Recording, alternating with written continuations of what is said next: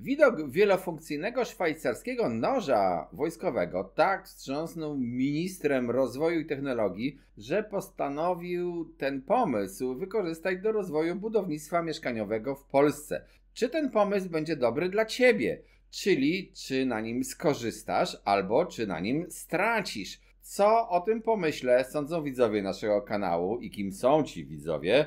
Oraz czy minister przypadkiem nie chce również naśladować Janosika? Minister Hetman po raz kolejny ogłosił założenia do projektu ustawy o kredycie Mieszkanie na Start, zwanym też przez niektórych kredytem 0%, i założenia te warto ocenić. Jeśli interesuje Ciebie rynek nieruchomości, trendy jego rozwoju i zmiany cen, nowe prawo, to subskrybuj ten kanał, pisz nam w komentarzach propozycje nowych tematów i pamiętaj, że wspierający nasz kanał zawsze dostają więcej. Najpierw zastanówmy się, czy za pomocą wielofunkcyjnego szwajcarskiego noża wojskowego naprawdę można wybudować dom. Niektórzy mówią, że dla chętnego nie ma nic trudnego, ale tak naprawdę budowa domu nawet najwspanialszym scyzorykiem nie jest chyba najlepszym pomysłem. Tymczasem minister rozwoju i technologii proponuje nową ustawę o tanim kredycie mieszkaniowym, która jest właśnie takim wielofunkcyjnym scyzorykiem.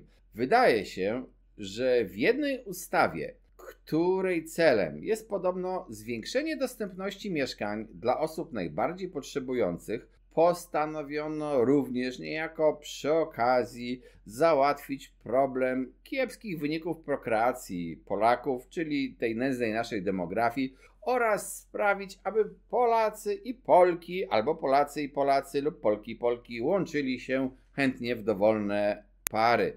Nie dziwię się, że widzowie naszego kanału, odpowiadając na ankiety, dość mocno skrytykowali ten pomysł, zarzucając mu m.in. dyskryminację części obywateli naszego kraju. Patrząc na wyniki ankiet, warto wiedzieć, że wśród widzów naszego kanału prawie 50% to są widzowie w wieku od 35 do 55 lat, czyli są to osoby bardzo aktywne na rynku nieruchomości. Wśród tych osób jest niewielka przewaga mężczyzn, przynajmniej tak twierdzi YouTube podający mi te dane. W ankietach przedstawiliśmy założenia ministra dotyczące kredytu Mieszkanie na Start i prosiliśmy o ocenę ich słuszności poprzez wybranie jednej z trzech odpowiedzi: tak, nie albo nie mam zdania.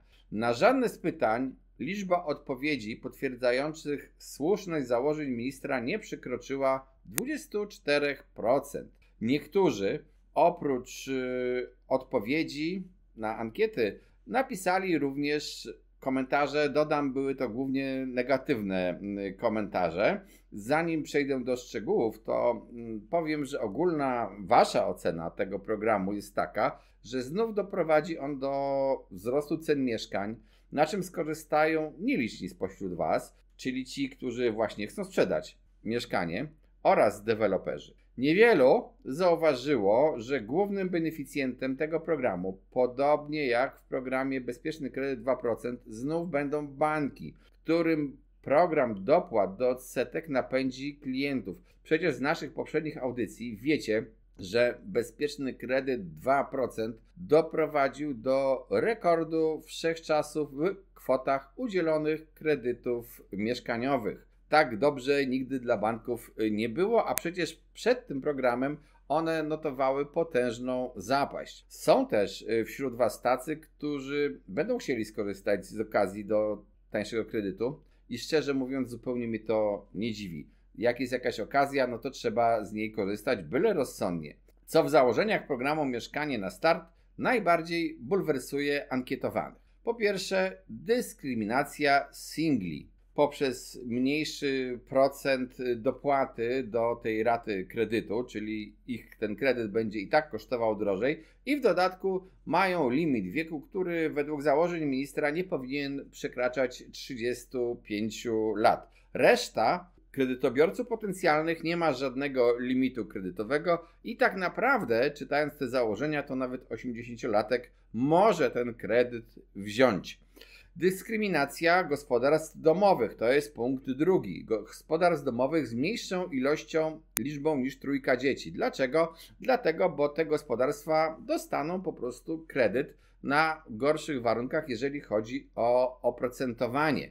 I bulwersuje Was również faworyzowanie, dodam od razu, być może nierozwojowych, gospodarstw domowych z trójką dzieci. Nawet już tych prawie pełnoletnich dzieci. Dlaczego powiedziałem, że są to gospodarstwa być może nierozwojowe?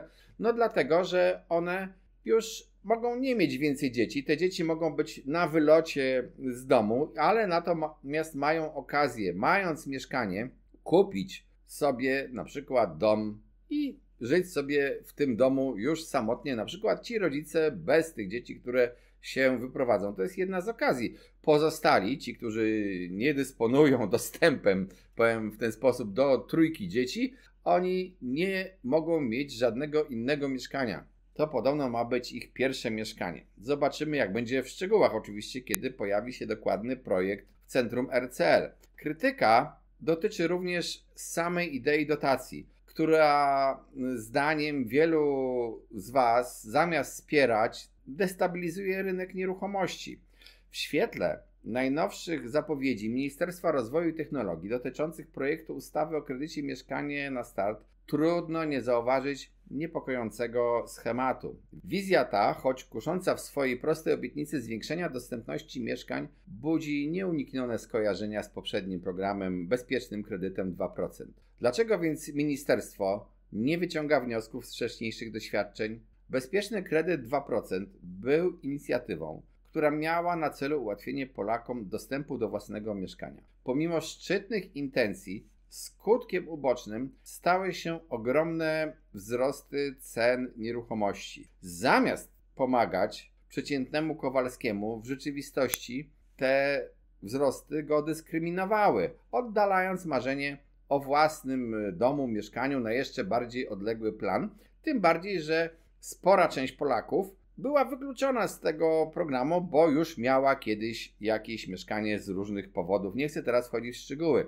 Historia lubi się powtarzać, ale czy zawsze musimy iść tą samą ścieżką, zwłaszcza kiedy wskazuje ona na potencjalne niebezpieczeństwa? Zdaniem wielu ekspertów i krytyków, projekt Mieszkanie na start wydaje się podążać niemal dokładnie tą samą drogą co jego poprzednik, ryzykując kolejnym wzrostem cen na rynku nieruchomości.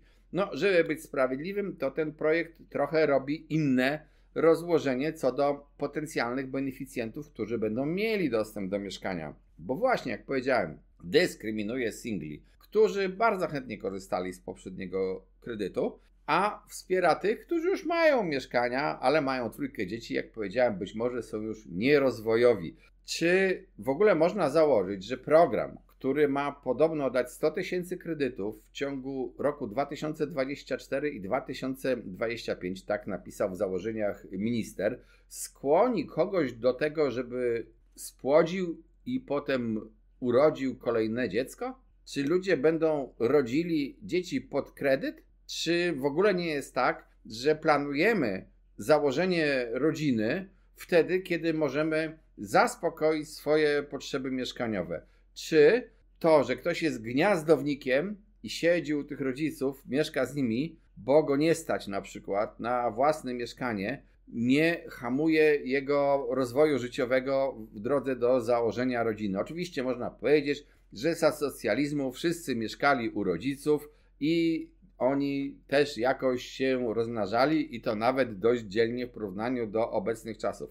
Ale to były zupełnie inne czasy. Dzisiaj po prostu myślimy inaczej, mamy inne potrzeby, mamy inne możliwości rozwoju, także możliwości pracy w Polsce, za granicą, na świecie. Świat wygląda inaczej. W kontekście tych wydarzeń kluczowym pytaniem, które nasuwa się, jest: dlaczego minister rozwoju i technologii nie bierze pod uwagę lekcji, które powinno się wynieść z wprowadzenia bezpiecznego kredytu 2%? Czy motywacja polityczna przesłania rzetelne analizy rynku i potrzeb obywateli, czy może istnieją inne czynniki, które nie są widoczne na dziś dla opinii publicznej? Jedno jest pewne: wprowadzenie kolejnego programu który nie uwzględnia rzeczywistych warunków rynkowych i nie bierze pod uwagę doświadczeń z przeszłości, może nie tylko nie przynieść oczekiwanych rezultatów, ale również może pogorszyć już i tak skomplikowaną sytuację na rynku mieszkaniowym.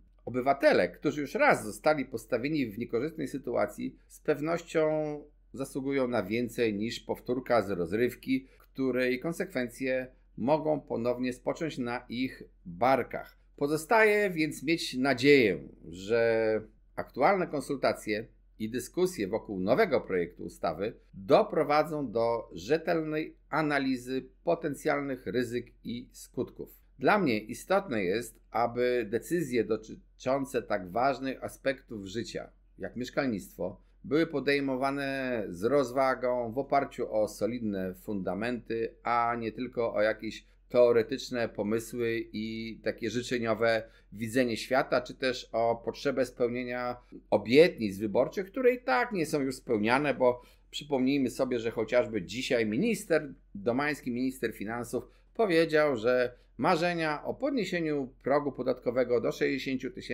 możemy sobie odłożyć co najmniej do 2026. Czy Ministerstwo Rozwoju i Technologii podejmie wyzwanie i skoryguje kurs, zanim będzie za późno? Czas pokaże. Dlaczego na początku wspomniałem Janosika? Bo minister właśnie rozwoju i technologii jawi się być takim odwróconym Janosikiem. Tamten podobno zabierał bogatym i dawał biednym. A ten mówi, minister nasz, że będzie dawał biednym pomoc w dostępie do mieszkania, ale tak naprawdę te pieniądze i tak najlepiej zarobią i najwięcej zarobią banki. Najwięcej na tym skorzystają programie. Podsumowując, ten projekt Mieszkanie na start z pewnością wywoła gorącą debatę na temat sprawiedliwości, równości i efektywności rządowych programów wspierających rynek mieszkaniowy. Czy jest to naprawdę rozwiązanie problemów mieszkaniowych Polaków? Czy raczej to jest kolejny element takiego politycznego puzzla mającego na celu przekształcenie struktury społeczeństwa? Dyskusja trwa. My będziemy kontynuować śledzenie rozwoju wydarzeń, robić wywiady z ekspertami na ten temat, dostarczać naszym widzom najnowsze informacje i analizy tego problemu. Dlatego zapraszam, subskrybuj ten kanał, pisz nam w komentarzach propozycje nowych tematów, a także zachęcam do wspierania naszego kanału, bo wspierający zawsze dostają więcej treści. Sprawdź sobie na opisie naszego kanału i wśród playlist, co dostają wspierający. Cześć, trzymajcie się!